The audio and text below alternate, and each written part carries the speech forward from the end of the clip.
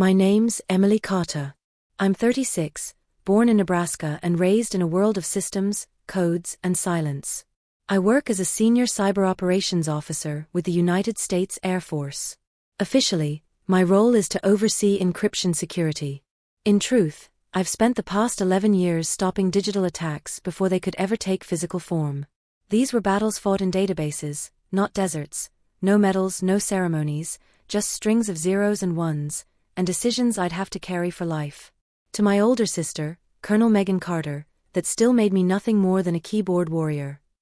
She didn't just think it, she said it loud enough for everyone to hear as we boarded the military transport to Stuttgart that morning.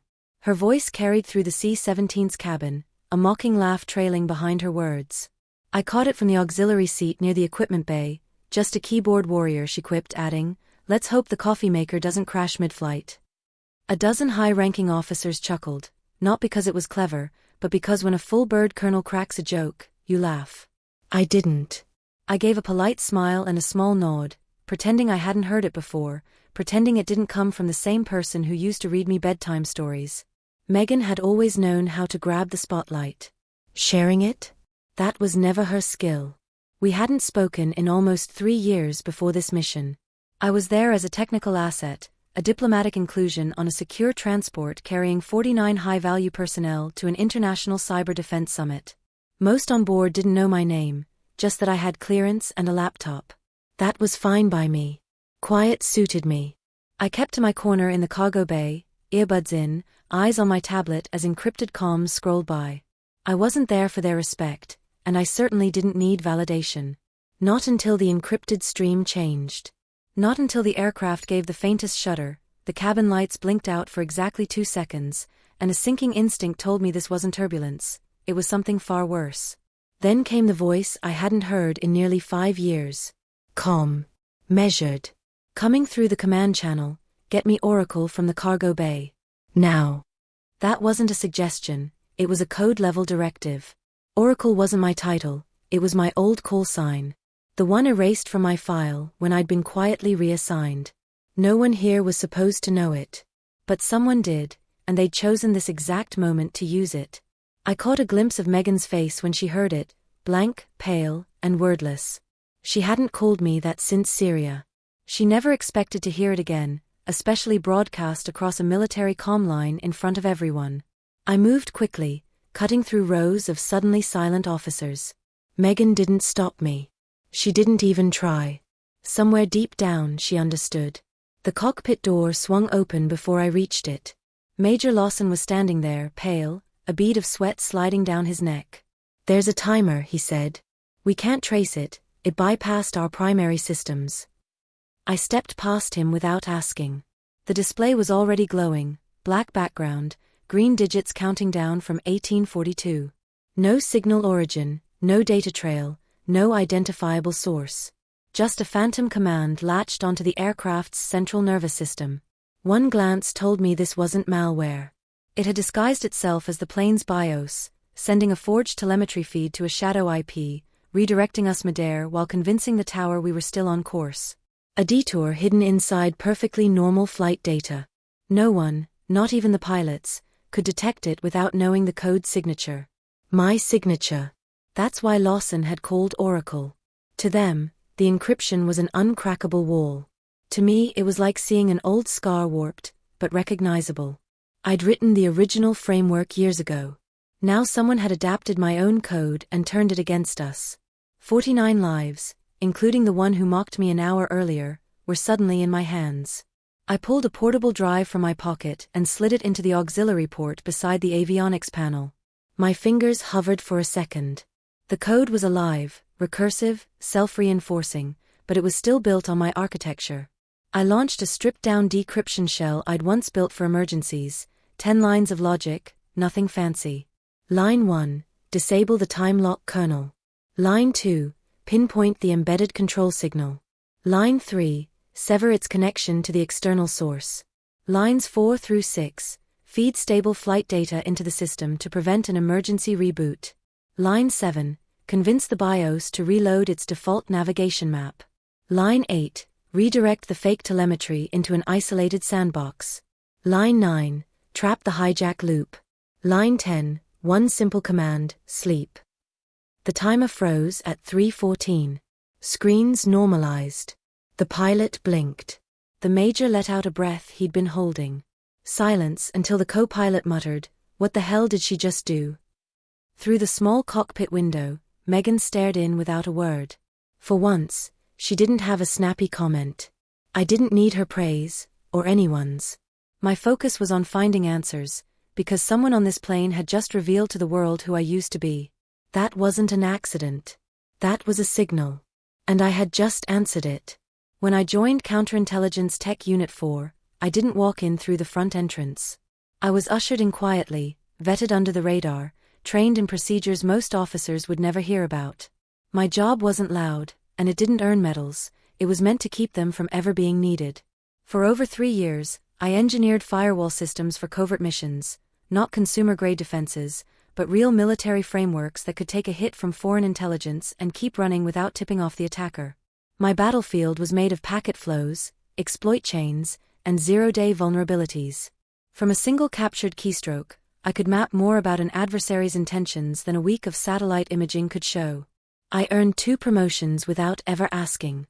Meanwhile, Megan was already a star: NATO briefings, headline missions, photo ops in combat gear. She thrived under spotlights. I thrived in shadows. Then came the breach. A routine sweep flagged corrupted data in a low-priority archive. It looked like a glitch, until cross-referencing logs pointed straight to my credentials. My key. My unique access fingerprint had been used to strip flagged metadata from a classified archive. The data flagged for later audit didn't just vanish, it was erased so cleanly it might have never existed. Or so they believed. The investigation started immediately. No media, no official inquiry, just a sealed room, 6 people, and 1 pointed accusation. They claimed I'd altered classified records to shield an operative I'd once worked alongside. I asked for proof. They told me the system logs were proof enough. When I pressed for the name of the person who'd found the discrepancy, they gave only one: Colonel Megan Carter, my sister. She had raised the first red flag, triggering the review. She had marked my clearance for a full audit. And when asked whether I'd ever mentioned off-the-books operations, she'd answered yes. Her signature sat at the bottom of the report. I never confronted her. Not then. Words wouldn't have changed the outcome, they would have only made it worse. There wasn't enough evidence to court-martial me, but they still revoked my special access. My projects were handed off to others, and I was quietly reassigned. After that, my name stopped coming up in operations briefings. It didn't get whispered in hallways. It was like I'd never existed. A week later, I turned in my resignation. 2 days after that, I found a plain envelope on my bunk, no sender, no return address. Inside was a single sheet of paper with one sentence: they wanted a fall. She gave them a sister. No signature. I packed that night and left the following morning. Somewhere between Langley and nowhere, I ended up at a small outpost in northern Alaska. Signal control, 3rd shift. No prestige, no spotlight, exactly what I needed. I wasn't chasing rank anymore. I was chasing quiet. And I found it, until that flight. Until someone called my real name again. Oracle. The only person more blindsided than I was? My sister. She knew exactly what she'd buried, and she never thought it would surface, not 36,000 feet over the Atlantic, not in front of the same crowd she'd once persuaded to erase me. 2 years after I walked away from Langley, long after I'd stopped answering to Oracle, a letter showed up at my Alaskan post. No government markings, just my name neatly typed on a plain white envelope. Inside, a military flight itinerary to Stuttgart, Germany. Tucked behind it, a note in Megan's handwriting: this summit matters. High Command will be there. It's a chance for you to step back into the field. I made sure your name's on the manifest. See you on board. No apology. No explanation. Just that efficient, clipped tone, like she was offering me a favor. I stared at that note for hours. 2 years of silence. 2 years of pretending I didn't notice her name in internal memos. 2 years of being erased on purpose.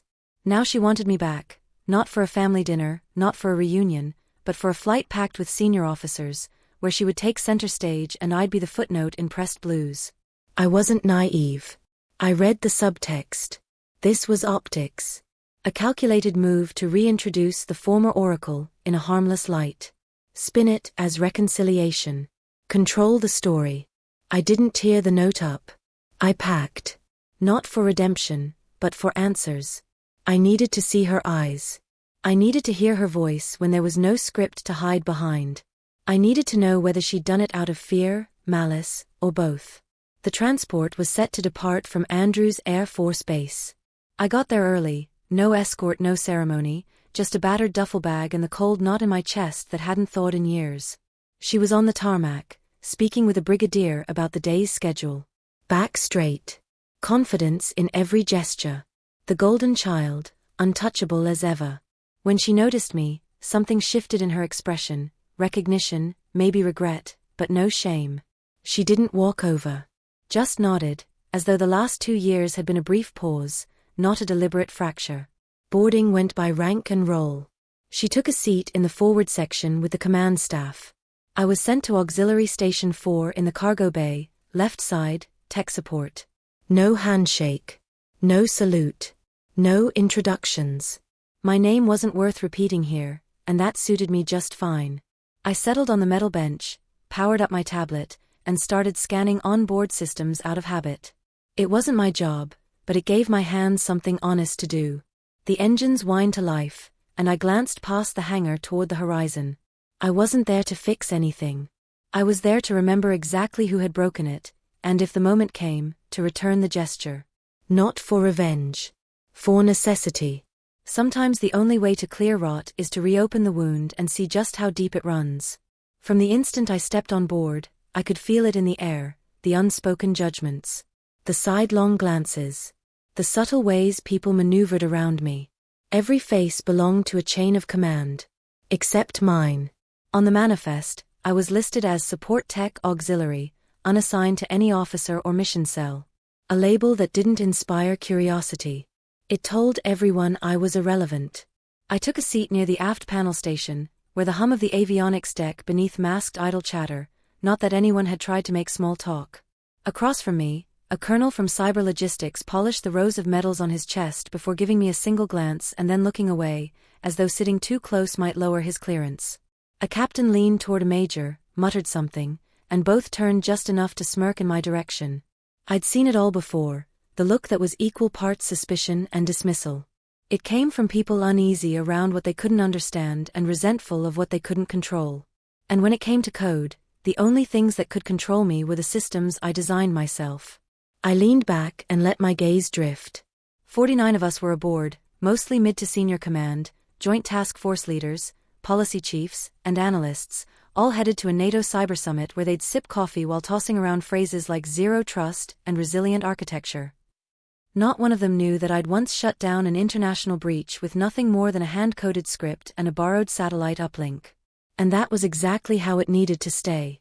Still, there was one person who noticed. A second lieutenant walked past my row on his way toward the flight deck, probably carrying instructions to his commanding officer. He was young, sharp-eyed, still too fresh to be cynical, but not so green that he couldn't see what others ignored. As he passed, he slowed just enough to lean toward my bench and murmur over the steady hum of the engines, "I read your file during training. Oracle was a legend." Then he kept moving. I didn't react outwardly, but something in my chest tightened. It had been years since I'd heard that name spoken without sarcasm or suspicion. For a second, I wanted to stop him, to ask what they taught about me now, what story they told. But I didn't. Legends don't justify themselves. They either fade or fall. Depending on who you ask, I'd managed to do both. Up front, Megan sat laughing with 2 NATO advisors. Same perfect posture. Same crisp, confident voice. She hadn't looked back once since boarding. Maybe she assumed I wouldn't last long enough to matter. Or maybe she knew that someone like me only stays silent by choice. And I hadn't made that choice yet. We were just past the 3-hour mark in the flight when it began. Subtle at first, the sort of shift you'd miss if you weren't trained to spot patterns. I was running a quick check on the flight interface, purely out of habit. It wasn't my assignment, but years of muscle memory don't vanish. That's when I caught the first break. The navigation display flickered once. Then again. At first, I blamed turbulence, until I saw the course marker drift by a hair's width. It didn't correct itself. I hit refresh. Nothing changed. Then the radar feed went dark. For exactly 4 seconds, the plane was blind. No satellite ping. No transponder bounce. No echo from tower control. I glanced toward the nearest crew monitor, no reaction from anyone. The interface quietly rebooted without a single alert. That was my second red flag. Something deep in the avionics had triggered a shadow protocol, masking operational changes as routine resets. I sat up straighter. This wasn't a hiccup. This was a hijack, just not the kind anyone else on this flight was trained to detect. I opened my own tablet, connecting through a backup channel tethered to my personal gear. Seconds later, I had confirmation. Foreign code had embedded itself directly into the plane's navigational BIOS, and it wasn't just sitting there. It was rewriting instructions live, altering both altitude and course while sending forged telemetry to ground control. In plain English, we were being steered, and no one else knew. The code structure wasn't familiar, but the style was. It was modular, adaptive, rewriting itself on the move. And then the timer appeared. Black background. Green numbers. Center of my screen, AR 1924. This wasn't a standard system display, it was custom. Built into the avionics themselves, counting down to something. No detonation tags. No explosive protocols. But the code was triggering system changes in timed intervals. I leaned just enough to get a look at the pilot's main interface. Everything looked normal there. The synthetic data was working. They believed we were still on course. We weren't, and manual override was already locked out. I thought about alerting them immediately. But if this was based on my old frameworks, and I knew it was, then it would be built to anticipate human reaction. Sounding the alarm would likely trigger the failsafe and speed up the clock. I needed a way in that the system wouldn't expect. I unplugged my tablet, tucked it against my chest, and stood. Static crackled through the intercom, faint, but enough to make every head turn toward the speakers. Then came a voice I hadn't heard in over 4 years, gravelly, calm, absolute authority. General Redfield, Flight 217. Command 1. Initiate code black. Immediate authorization override. Identify Oracle. Repeat, get me Oracle from the cargo bay. Every conversation stopped. Every pair of eyes turned. My call sign had just been broadcast over an open channel for only the second time in my life. The first was when I'd stopped a breach that would have taken down 3 Allied programs in under an hour. This time, I was 36,000 feet in the air, surrounded by officers who thought I was nothing more than tech support, and my sister sat 2 rows ahead frozen. I didn't wait for clearance. I stepped into the aisle, tablet in hand, boots steady on the deck. People moved aside without a word, suddenly aware that the quiet woman in the corner had a name they recognized, and one they weren't expecting to hear. I wasn't just Emily Carter anymore. I was Oracle again. And I had 17 minutes and 48 seconds to keep a military transport from disappearing. The cockpit was a controlled storm the moment the transmission ended. Clipped commands, hands flying over switches, pilots scanning warning panels like scripture. The flight engineer rattled off protocols while another officer tried, and failed, to restore the comm link. We were digitally cut off from the world. Then I heard her, sharp, commanding, unmistakable. Cycle the primary power. Shut it all down. Cold reboot. Colonel Megan Carter. Of course she'd take charge first. She always did, loud, certain, decisive. To anyone else, it sounded like leadership. To me, it was panic dressed as confidence. And worse, it was wrong. A full power cycle wouldn't purge this kind of code, it would root it deeper. Whoever built this malware designed it to survive a hard restart. It wasn't an infection riding the system, it was the system now, woven into legitimate command paths. A reboot would trigger a defensive lockout, ghosting the avionics and severing all remaining contact. This wasn't textbook code. It was mine, or written by someone who'd learned directly from me. I stayed silent, stepping into the cockpit. No one stopped me now. Redfield's order had already cleared my path. Major Lawson, the pilot, shot me a look that mixed skepticism with something closer to hope. He stepped aside without a word. I dropped into the auxiliary seat, pulled out my encrypted drive, and slid it into the direct access port. The instant my system synced, the countdown ticked faster, 1:39. I exhaled slowly and got to work. My interface booted into a stripped-down skinless shell I designed myself. No graphics, no clutter, just raw access to the flight's code. Every line that appeared felt unsettlingly familiar. Recursive loops, dual-path execution, real-time variable substitution, my style, my blueprint, only twisted, polished, even reverent. Whoever wrote this hadn't just studied my work. They'd learned it like scripture. Behind me, Megan stepped into the doorway. "What the hell is she doing?" she demanded. "She's following my orders," Redfield's voice came over the calm and cutting through the static. That shut the room down. Even the background hum seemed to fade. The malicious code had set up a disguised handshake with an external relay, hiding inside what looked like an update channel. Every 9 seconds, it pulled new commands, each one nudging our flight path just enough to matter without tripping any physical deviation alarms. I flagged the relay and launched a dead echo loop, sending fake confirmations to stall the next instruction. The timer froze at 1:16. Better, but nowhere near enough. I reached into my pack for a second tool, a signal cloaker.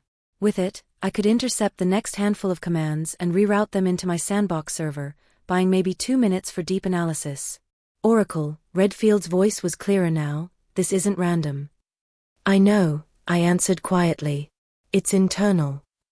No one argued. Not even Megan. My hands moved without conscious thought, muscle memory forged years ago. Every keystroke stripped away uncertainty. I didn't look up when a second timer appeared. I didn't flinch when the cloaker's indicator blinked red. Not even when the virus tried to block me by cutting my peripheral drivers. I'd built firewall layers inside firewall layers. They held. Then, the code tried something different. It sent me a message in plain text. "Welcome back, Oracle." I stared at it for a beat. That's when I understood, this wasn't sabotage. It was a challenge. Personal, deliberate, crafted to pull me into the open. And I'd walked straight into it. I cleared the message without replying. My presence in their system was answer enough. The timer read 0:58 now. Still active. Still riding a logic chain that rewrote itself every 9 seconds. But if this thing truly mirrored my architecture, I knew its blind spot. My earliest designs had a fractional delay in resolving system interrupts, barely measurable, but enough to slip in a redirect without triggering a flag. I built a 10-line packet. Minimal. Surgical. Suppress outbound telemetry. Isolate the active relay. Lock autopilot instructions. Loop sensor input. Scramble destination data. Rewrite the relay's address to a local loop. Kill all external calls. Inject a root-level firewall. Generate a false authentication report. Reroute every process into a terminal sandbox. I hit execute. 3 seconds. Nothing. Then the radar feed flickered once, twice, and stabilized. A soft chime confirmed restored visibility. To the pilots, everything looked normal again. But I saw the truth. Our course had been altered midair, and not just recently. We hadn't been heading toward Stuttgart for the last 230 miles. Instead, we were on track for a sliver of airspace near the Baltic Sea, skimming the edge of European radar coverage. Not officially restricted, but remote enough to vanish. The plan hadn't been to crash us. It was to disappear us. And buried in the hijack code was the reason why. I dug into the shell and found an outbound IP. Neither military nor civilian, an encrypted relay node meant to receive bulk data disguised as flight telemetry. They weren't hijacking a plane. They were using it as a courier. I ran a reverse trace on the stream. The payload hit me like a punch, compressed data bundles embedded in the telemetry, exfiltrated in real time. This wasn't random information. The structure screamed classified intelligence, segmented, anonymized, designed to be reassembled by someone who knew exactly what they were getting. Someone on this flight had embedded a full-scale data dump into the plane's communications. Each false telemetry ping was sending another fragment into the ether, piece by piece, byte by byte. I severed the tunnel and dropped in a kill protocol. The stream collapsed. For the first time in half an hour, the code stopped pushing back. But I didn't feel relief. Because the real question wasn't how. It was who. Someone here had the access. The timing. The intent. And they'd built it all using the bones of my old work. My eyes shifted to the cabin door. 49 people aboard. 48 left to eliminate. At least one answer waiting behind a uniform. I lingered in the cockpit longer than necessary. The hijack was over. The plane was ours again. But I wasn't finished. Not with the system. Not with the truth. I went straight back into the access logs, sifting through the ghost trail the hijack had left behind. There's always residue, even when someone's sure they've scrubbed it, especially when they're arrogant enough to think no one like me will be looking. It didn't take long. Buried deep under the sandbox was a redundant test module, a dummy environment used to mimic avionics behavior. Inside, I found a version history and a cached file stub. That stub held a code fragment, barely 15 lines long. I froze. It wasn't exactly mine, but it was close. Too close. The syntax, the indentation, even the variable names, one of them Iris, was a handle I'd used in my earliest prototypes, long before Oracle was anything but a whisper. Whoever wrote this hadn't guessed. They had studied my work. Intimately. The original lines weren't public. They'd lived inside a closed access system I built for signal cloaking during foreign ops, the same system that was later twisted into evidence against me in the internal review 2 years ago. Back then, they accused me of altering secure logs to shield an operative under investigation. I told them I hadn't touched the files. They didn't believe me. Now, looking at this fragment, I understood why. The person responsible had replicated my methods with unnerving precision, but not perfectly. There was a tell. Line 7 in the cache used a legacy syntax I'd already retired before that mission ever happened. I'd removed it after Istanbul. It was outdated, inefficient, and anyone who really knew my evolution as a coder would never have kept it. But here it was, preserved like a fossil by someone who didn't know its obsolescence. That mistake proved the code wasn't mine. It was imitation. And the only person who had ever stood behind me during late nights at Langley, who had reviewed my processes under the guise of oversight, and who filed the first internal complaint that led to my suspension, was Colonel Megan Carter. I stared at the fragment once more, then saved a secure copy to my drive. Not to blow her open. Not yet. I wasn't here for payback, but I was done swallowing it in silence. The betrayal from 2 years ago hadn't been a misunderstanding. It was calculated. Methodical. And the mind that built this payload had been trained by someone who knew me better than anyone. Someone who once leaned over my shoulder and said, "I wish I had your brain." Turns out, she didn't just envy it. She weaponized it. I ejected my drive and left the cockpit. The plane was steady now. Systems restored. Crew reassured. But the real turbulence was just beginning, because I had proof. And this time, I wasn't walking away.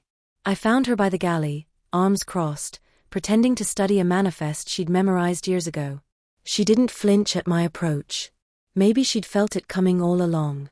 "I found something," I said, holding up the drive. She didn't take it. "Telemetry logs?"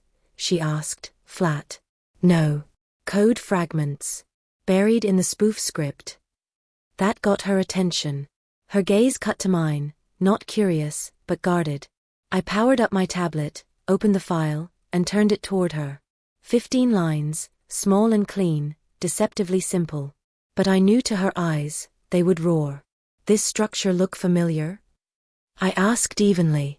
Recursive loops. Double mask conditions. Misaligned call stack. The way I wrote during my ShadowNet testing days. She stayed silent. I dropped line 7 syntax after Istanbul, I went on. But someone didn't. Someone copied my early files without realizing which parts I'd already evolved past. I let the pause hang. "I know who wrote this."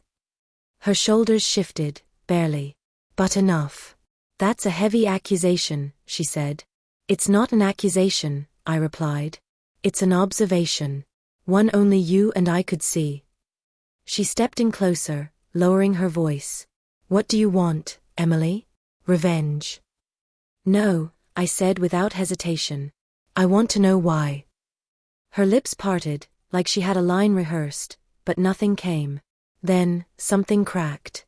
Not regret, exactly, but something adjacent. Because you're better than me, she said at last. Not loud. Not soft. Just, final. Better at everything. The coding. The system's work. Staying calm when it counts. And you didn't even notice. I blinked. You think this is about talent? No, she said bitterly. It's about space. About rooms I fought for, and you walked into without even trying. They listened to you. Watched you work like it was something sacred. I had to claw my way up. And when I finally made it, you were already at the table. I didn't speak, not because I lacked words, but because part of me understood. And you didn't even want it, she added. That made it worse. So you buried me? I asked quietly. Erased my name from my own work? I didn't expect them to cut you out completely, she snapped. I thought they'd warn you. Redirect you. But once it happened, I couldn't undo it without admitting what I'd done. And now? I pressed. I don't know, she admitted. I thought I'd feel safer. But seeing you here, I think I was just afraid. I nodded, not in forgiveness, but in recognition. Truth weighs heavier than the lies it replaces. I'm not here to destroy you, Megan, I said. I just needed to see if you remembered. Her eyes shifted toward the window. I never forgot, she said softly. Neither of us spoke after that. But my mind had already gone somewhere else, somewhere I hadn't visited in years. Syria. Not the mission itself, not the lines of code, not even the night it ended, until now. Standing on this aircraft high above the Atlantic, with Megan's silence still settling around me, the memory came back sharp and cold. It was a desert night. The wind slid through the seams of the comms tent. Lights were low to preserve night vision. Outside, satellites hummed overhead. Portable servers blinked in the shadows. In the distance, a patrol rattled past. Inside, it was just me and a laptop connected to the backbone of a NATO intelligence feed, one that had been hijacked for 6 hours. No one else had the clearance, or the skill, to touch it. Every command I entered came back scrambled, nothing but symbols, static, and silence. They called it a virus. They were wrong. It was an encryption predator, adaptive, recursive, and alive in its own way. The code wasn't written to destroy or block. It was built to test. Every minute it shifted, as if it were watching us struggle and adjusting accordingly. One wrong input would have triggered a full wipe of our Eastern Theater intelligence caches, wiping out years of work across 3 countries, erasing linked operations like they'd never existed. That's when Redfield called me in. He didn't look angry, just worn down. I need it clean, he said. 0 loss. Can you do that? I didn't answer him. I just sat down. 5 hours later, I broke it. Not through brute force, but by watching, listening to the way the code moved. It was elegant in a way only someone who understood my style would recognize. Like looking into a warped mirror. When it was over, I stepped outside the comms tent into the cold desert air. Redfield followed, standing beside me in silence for a long moment. Then his voice came low and even. That wasn't Russian, he said. No, I answered. Chinese. No. He studied me, then asked the question I'd carried for years. Emily, is there anyone else on your team who could have written that? I didn't answer right away, because I knew exactly who could. Only one person had ever studied my code, not to learn it, but to push it further. Only one person had both the access and the instinct to bend it into something new. And only one person had looked at me across a workstation and said, "You're lucky. You don't have to try. You just get it." Only one person had ever resented and admired me in the same breath. So I told him, there's just one name. She's not on the roster, I added. She's not in the field. Then who? I took a breath. The one who used to call me little sister. He didn't press. Maybe he saw something in my eyes. Maybe he understood what it meant to carry a suspicion without proof. After that night, we never spoke of it again. The mission was logged as a success. The code, her code, was sealed away under a black tag, never to be mentioned. Until now. Because now the pattern had repeated itself, this time on a plane full of classified cargo, with Megan seated just beyond the glass. And this time, I wasn't the one hiding. After our confrontation, she disappeared into the rear cabin. I didn't follow. There were still too many unknowns, too many threads, one of them dangerous enough to bite back. The systems were clean. The override chain was dead. But the one question that mattered most still burned: where was the data going? I plugged in again, not through the pilot's console, but directly into the hardened flight relay node that handled outbound signals. At this clearance level, a transport like this didn't transmit raw data in flight without explicit, layered authorization. But the hijack had done more than take the helm. It had opened a hidden stream inside the telemetry packets, disguised as altitude corrections. The stream was no longer transmitting, but it had left behind fragments, cached shards from the packet-splitting process. They weren't meant to be readable post-send. But they hadn't accounted for me. I started pulling the fragments, reassembling headers. At first, it was nothing but compressed binary wrapped in triple obfuscation, standard for top-level encryption. What stopped me cold was the tag, a 4-digit marker buried deep in the compression header. 4779. I hadn't seen that code in years. It was NATO's internal prefix for black site vaults, off-record data storage locations, secure cold servers, and dead-drop nodes that even Allied intelligence wasn't supposed to know about. No civilian awareness. No formal paper trail. I began peeling the encryption layers. One fell. Then another. The third fought hard, but I'd helped design it once, and I still had the key. When it opened, my stomach tightened. It wasn't just coordinates. It was a list, rows of black site vaults spread across 6 countries, each paired with handler IDs, rotating access codes, secondary encryption keys. Intel fragments. Biometric registries. Operative identities. Off-book transport corridors. Dossiers on compromised allies. Counterintelligence maps. A blueprint of NATO's hidden digital skeleton. And someone had tried to smuggle it out through this aircraft, fragment by fragment, telemetry ping by telemetry ping. If we hadn't shut it down, the final packet would have reached its destination in minutes. From there, it could have been sold, traded, or weaponized. Which raised the real question: who had the clearance to pull this? Because this wasn't just a leak, it was an inside job. I slid the laptop into a secure sleeve. The data was safe now, but it had almost been gone. And this wasn't something a machine could pull off alone. Someone had to initiate the transfer from inside, physically close to the transmitter. Which meant they were here. In this cabin. I walked back toward the main seating area. Heads turned. No one spoke. That's when I saw him. A young sergeant, early 20s, uniform a little too crisp, clean-shaven, his eyes restless. Not scared, expectant. He sat in the 3rd row from the front, by the emergency exit. Directly behind Megan. He wasn't doing anything outwardly suspicious. But his right hand lingered low, just under the seat cushion, a place no one would normally reach during flight. I eased closer, adjusting my seatbelt as an excuse.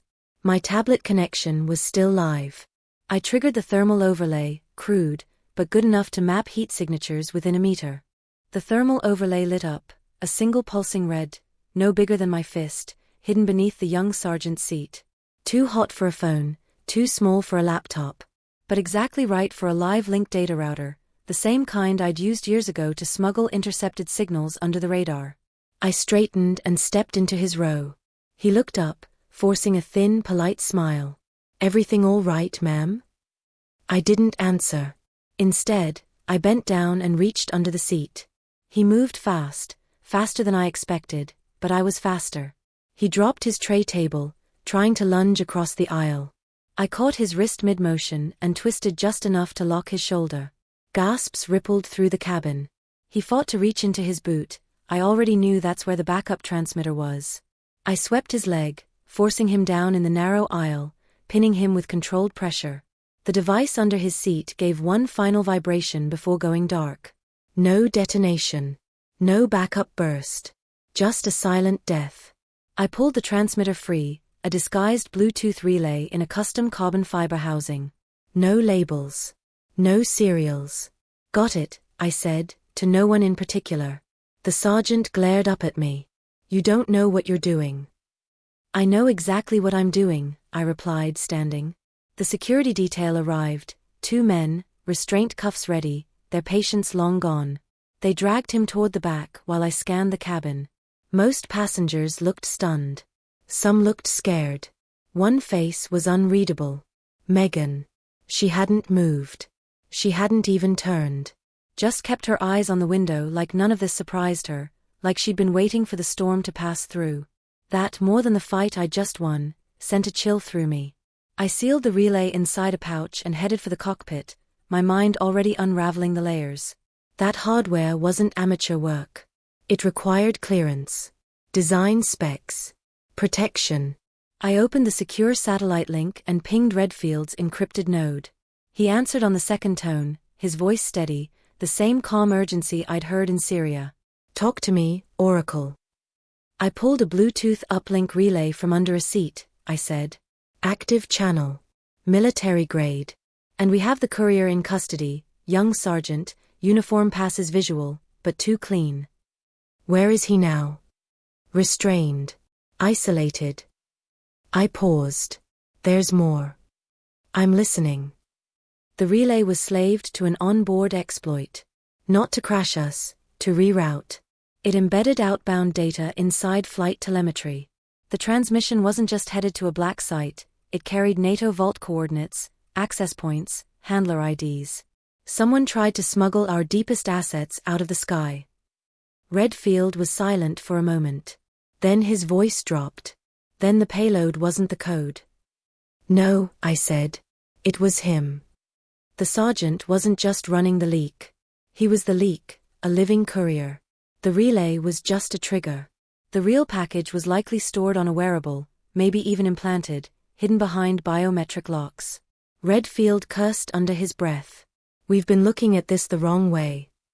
"Sir," I asked quietly, "how did he make it on board?" 5 layers of clearance. NATO Tier 3 pass required. That's hard even for me to get. "He didn't do it alone," Redfield said. We both already knew who he meant. "Colonel Megan Carter," Redfield said flatly. The name hit like a steel drop. She was the senior officer who signed off on the manifest.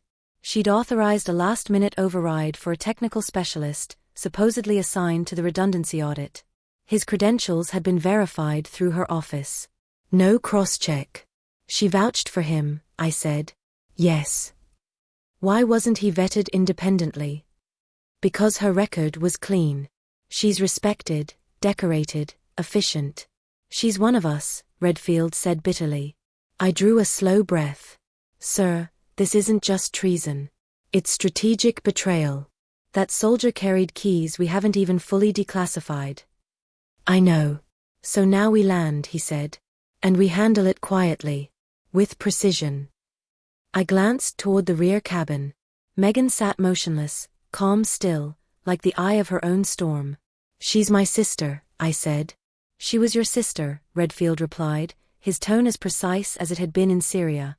"Now she's something else." The line went dead. The truth I dreaded was now bare. The virus hadn't been in the code. It had been in the blood all along. The hum of the engines faded into the background as I stood in the auxiliary control bay, a place no one visited unless they wanted privacy. Megan was already there, leaning against the panel. Not defensive. Not confrontational. Resigned. She didn't look at me when I walked in, but the air shifted. The weight of years pressed between us. "I knew you'd come," she said. I stayed silent. She turned, her face unreadable but no longer masked. "There was a time I thought you were just lucky, that brilliance came to you without effort. That they respected you because they saw something in you they refused to see in me." I waited. This wasn't conversation. It was confession. "I pushed harder," she said. "Worked longer. Took jobs I hated just to climb. And I climbed, Emily. But I was always chasing you, even when you weren't trying to lead." Her voice didn't shake. Her eyes didn't glisten. But I knew. "The first time I realized you were better than me," she said, "was the first time I truly hated you." I exhaled. I never wanted to compete. "I know," she whispered. "That made it worse." She stepped closer. "When that code surfaced in Syria, I recognized your style. I knew it wasn't you. But I said nothing. Because if you fell, Maybe I could finally stand. I stared at her, at all the silences between us. I was wrong, she said. And I'm sorry. I don't expect forgiveness. I don't deserve it. But I wanted you to hear it from me before it's written in a report. She turned back to the panel. I didn't say I forgave her. But I didn't walk away, either. For that moment, it was enough. I returned to my seat and opened my laptop again. The main threat was neutralized. But I couldn't shake the sense that something was still out there, dormant, waiting. So I went deeper. Past the decoy relay, beneath the data exfil routines, I found it, a hidden secondary trigger. Time-based. It wasn't built to transmit. It was built to erase. If the payload wasn't fully offloaded within 6 hours of activation, the system would self-purge, redundant logs, backups, routing tables, all gone. A fail-safe. Whoever designed this didn't want evidence left behind if they failed. I checked the clock. 4 hours, 32 minutes in. And then I saw something that made my pulse hitch. An access log. Not from the hijacker. Not from the cockpit. From my own laptop. I froze, scrolled, confirmed. When I intercepted the stream mid-flight, my backup protocols, the ones I'd written years ago for emergencies, had auto-triggered. Without realizing it, I'd created the final intact copy. The only one left. Now the choice wasn't just about stopping a breach. It was about what to do with the last surviving version, the one everyone assumed was gone. I leaned back, hands still, heart steady. Then I made my decision. I called Redfield on the secure uplink from the captain's comm station. He looked older. Or maybe I did. Did we lose everything? He asked. No, I said. I have it. Full archive. Untouched. He exhaled, leaning forward. Send it. I will, I said, on one condition. His brow lifted. Go on. I don't want reinstatement. No commendations. No headlines. And I don't want the name Oracle back. He stayed silent. I want my record cleared, I continued. Every accusation from Syria, erased.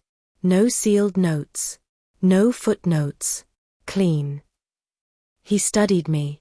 And I don't want Megan to take the fall. Not alone. This op was too clean, too layered.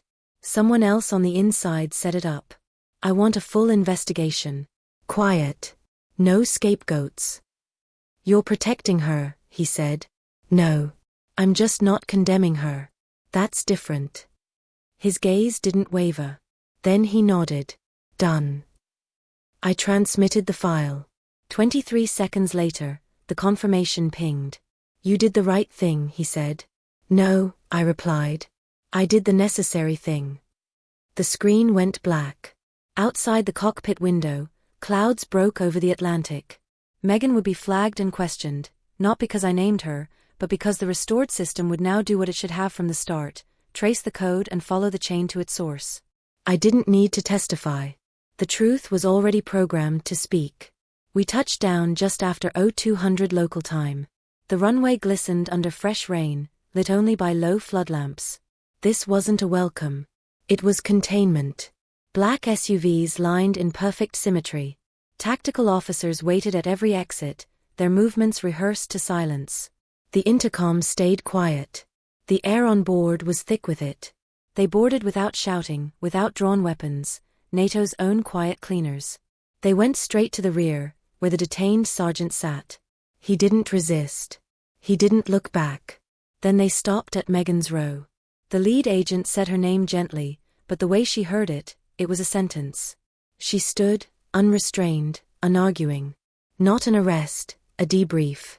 Flanked on both sides, she walked out with her shoulders square and her uniform still perfect. I waited until the cabin was empty. No one looked at me. I wasn't surprised. No one ever thanks the one who kills the fire before it burns the house down. I packed my laptop into its metal case and stepped out into the damp air. No one waited. That suited me fine. That night, I sat alone in a borrowed flat above a bakery in Stuttgart. The city murmured below, trams echoing on stone, voices chasing the tail end of midnight. I didn't unpack. I didn't eat. I just opened my laptop and watched the encrypted logs roll in, debrief summaries, internal memos, automated audits already flagging names. Megan wasn't the only one under the lens anymore. My clearance wasn't reinstated, but the old keys still worked. I stepped through them one last time. Then my personal device buzzed. A single message from Megan. No greeting. No signature. You won. You deserve to. I read it twice. It wasn't sharp. It wasn't poisoned. It just felt tired. Worn. I didn't reply. Not because I didn't know what to say, but because I knew exactly what I would. Some wounds don't need conversation. Some truths don't need to echo. I opened my encrypted journal and typed, "Forgiveness doesn't require them to ask. But it has to be real enough for you to let go." I stared at it for a long while. Not because it made me feel better, but because it reminded me that letting go isn't weakness. It's proof you survived. The mission was over. The reckoning was done. I didn't need to be Oracle anymore. Emily Carter was enough. It was a Tuesday. The sky over Frankfurt was pale with spring clouds, stubbornly bright beneath. I boarded a commercial flight to DC. No orders. No mission. No chain of command. Just a woman with a backpack and a boarding pass for seat 9A. Window seat. Mid-cabin. The same row, the same vantage, but this time, no one noticed. No uniforms shadowing me down the aisle. No sister in the distance, her presence bending the air. Just civilians reading magazines, scrolling through their phones, sipping coffee too hot for the overworked air conditioning. And me, not Oracle, not the cautionary name buried in a redacted report. Just Emily. I hadn't brought a laptop. No terminal to guard, no network to defend. My hands stayed still in my lap, palms warm from holding nothing at all. The crew moved with the easy rhythm of pre-takeoff, practice smiles, safety demonstrations no one would remember. As passengers settled in, a man passed by. Late 40s. Salt and pepper hair. The quiet posture of someone shaped by decades in special service. He didn't stop, didn't break stride, but as he came level with my row, his eyes flicked down and he murmured just loud enough for me to hear. Voki 1. Our eyes met for a heartbeat. I didn't answer, just nodded once and smiled faintly. He didn't need confirmation. He already knew. He kept walking, found his seat, and never looked back. I turned to the window. Outside, the tarmac shimmered under a dull gray sky. Somewhere, in a vault that didn't officially exist, my record was clean again. Somewhere deeper, the audit was pulling names out of shadows, names that didn't belong in uniform. I didn't need to be part of that cleanup. My work here was over. I'd never wanted a medal. Never asked for redemption. But I'd taken back what they tried to steal, without ceremony, without apology, the truth. And that would always be mine. So now when someone calls me just a keyboard warrior, I let them. Because I know what 10 lines of code can do. I know what silence can dismantle. And I know justice doesn't always arrive with handcuffs or headlines. Sometimes, it comes on quiet flights, in anonymous seats, whispered only between those who carry the same ghosts.